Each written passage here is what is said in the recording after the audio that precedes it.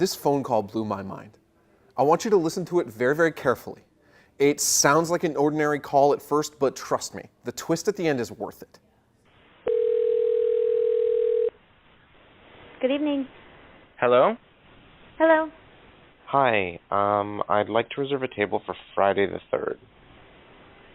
Okay, hold on one moment. Mm-hmm. Okay. Hold on one second. Mm-hmm. So Friday, November 3rd. How many people? For 2 people. 2 people? Yeah. What time? At 5 p.m. Okay. And your name? The first name is Daniel. That's Daniel. Okay. You're all set. Okay, great. Thanks. We'll see you next Friday. Okay, thank you. Bye. So did you pick up on anything unusual there? Because as it turns out, the guy in that phone call is a robot, specifically Google Assistant. Specifically, you can ask your Google Assistant on your phone or your Google Home to make a reservation for you, and it can call and do it, and that's what it sounds like. Holy smokes. So think about the implications here. There was ums and ahs, there were pauses in it. It sounded natural back and forth. You could tell it was a robot just a little bit because there was a little bit of formality to the phrasing where there might not have been otherwise, but it sounded like a human. That is so cool. And it can do more than just make a reservation at a set time. It can actually work with more complex tasks if you give it a range. Listen to this second phone call. How can I help you? Hi, I'm calling to book a women's haircut for a client. I'm looking for something on May 3rd. Sure, give me 1 second. Mm-hmm.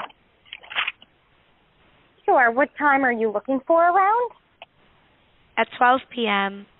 We do not have a 12 p.m. available. The closest we have to that is a 1:15. Do you have anything between 10 a.m. and 12 p.m.? Depending on what service she would like. What service is she looking for? Just a woman's haircut for now. Okay, we have a 10 o'clock. 10 a.m. is fine. Okay, what's her first name? The first name is Lisa. Okay, perfect. So I will see Lisa at 10 o'clock on May 3rd. Okay, great. Thanks. Great. Have a great day. Bye. So again, that was a robot. How awesome is that?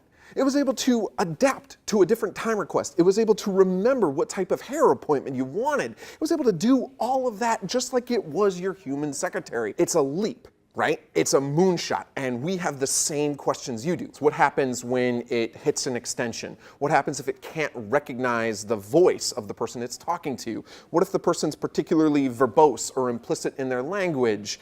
What happens if it gets put on hold? So what we know is that at the start, this thing is going to be made for simple tasks, making a reservation, making an appointment, and anything more complex than that, it's going to know it's not going to be able to do.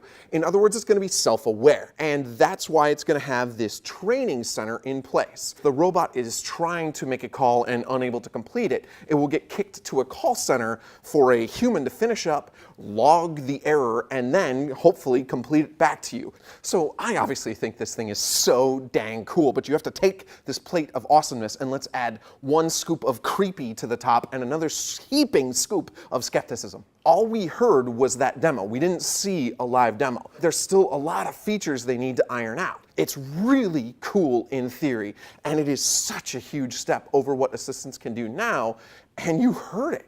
It sounds almost like an actual person.